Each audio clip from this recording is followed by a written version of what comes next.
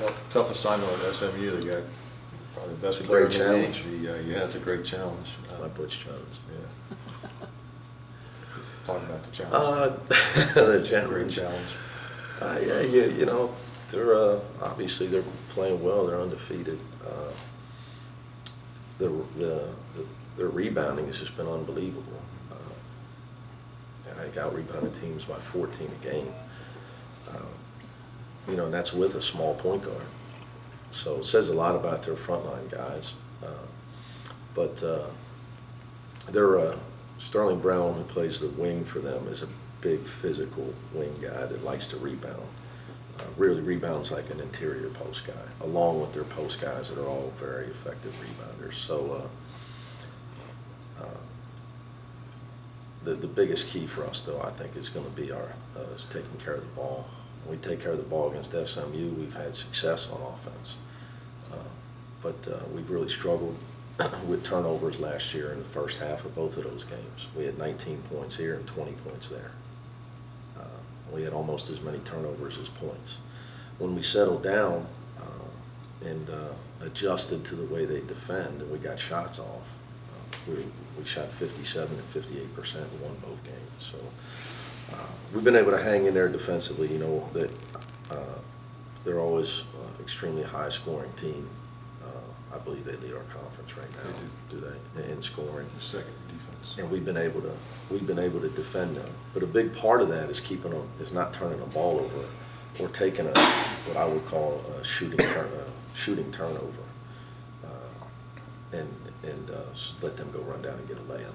So when you play a team that's not going to give you easy baskets, you can't give them easy baskets because they're not going to give them to you. So you can't give them because you're not going to get them. So we got to make sure that we take care of the ball, get our defense set, find their two shooters, and don't give them easy baskets because they're definitely not going to give them to us. How different does Tolbert make them in giving them a glue guy and a dirty work kind of guy that maybe they didn't have? No, they had Yannick Morera, who was a really effective player, as well as the Cunningham kid. So what he does is when you lose two seniors and you don't have to sub in a freshman, you bring in a fifth-year senior who practiced with your team last year, like Tolbert, and it allows you to not miss a beat. But he's a little different than those guys in that he maybe doesn't shoot the 15-footer as well as them, but he's extremely physical, obviously averaging double figures in rebounds. So big, strong veteran guy that's been well coached his whole career, so he knows how to win. So it allows you to not have to start over and teach a kid how to play winning basketball. You can just plug one in that's 20-something years old and with college experience. So it's allowed him to not miss a beat. Having Tolbert sub in there, or replace Cunningham and Morera. You surprised at how well Shake Milton has adjusted, or? Don't know, never saw him. Don't recruit Oklahoma that hard. Okay. Don't really like our chances of recruiting a player from the Nike circuit in Oklahoma, where both of their teams wear Nikes.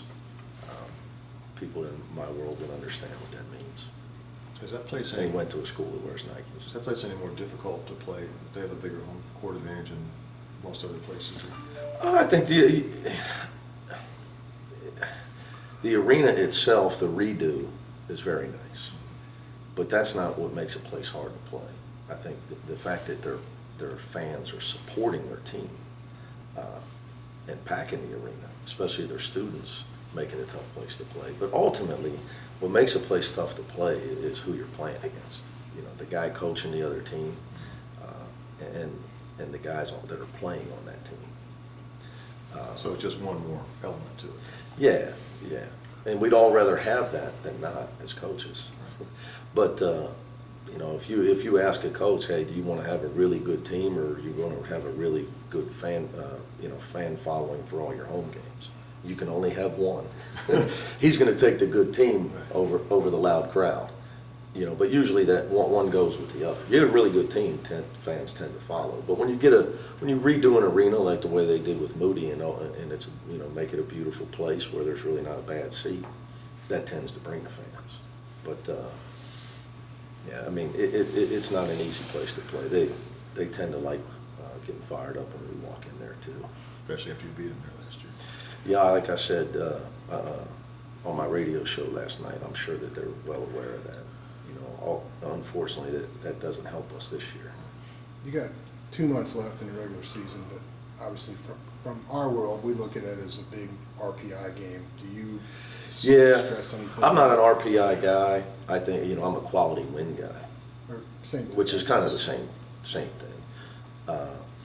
Not really. I think our guys are well aware that if you want to play in a tournament, you got to beat some tournament teams.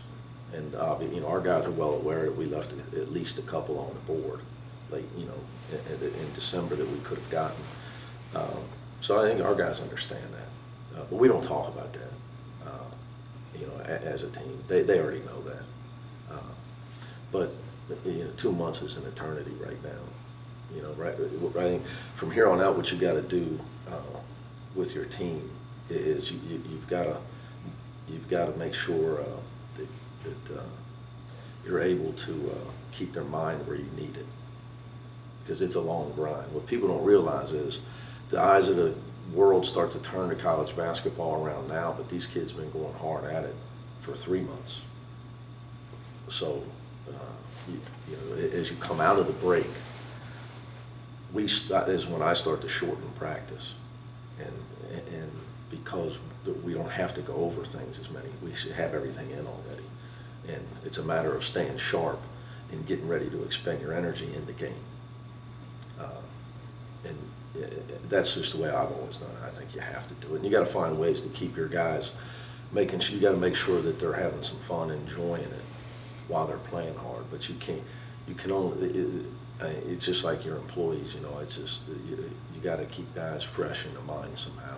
So that this is kind of when I start that type of mentality in our practice plan and the way we do things. It just gets right now until March, like you alluded to. The next 2 months, you got to, as a coach, you got to keep your guys fresh and excited about what they're doing. What makes Nick Moore so good? He can shoot it in the basket. It all starts there. If you don't guard him, he's going to shoot it in.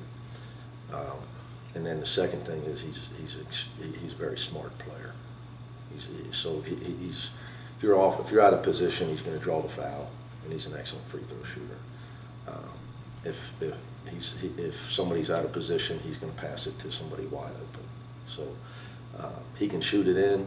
He can get fouled. He finds the open man. He's just not very tall. But like we talked about the other day, you know, that's why a lot of guys like him end up signing in Illinois State, and we're all not smart enough to sign him. You know, he reminds me a lot of Steve Logan. A lot of Steve Logan. If you don't guard him, he'll just light you up. Plus, as you said, he's just smart. Smart. He knows how to get a shot. And how to Knows how to get his shot off, knows how to get open, knows how to use his body. You know, you get out of position, he'll hurt you. And you better find him at all times as well. And he's gotten older. I think when he was younger, he wasn't as wise, and he's a competitive guy, and he used to get in foul trouble a lot. And you know, now he's smart. He doesn't give away those kind of fouls. He kind of knows that they need him to be out on the floor. He did struggle with foul trouble early in his career. Was that you told Steve Logan to tell Hugs he always wanted to be a Bearcat? That's a fact.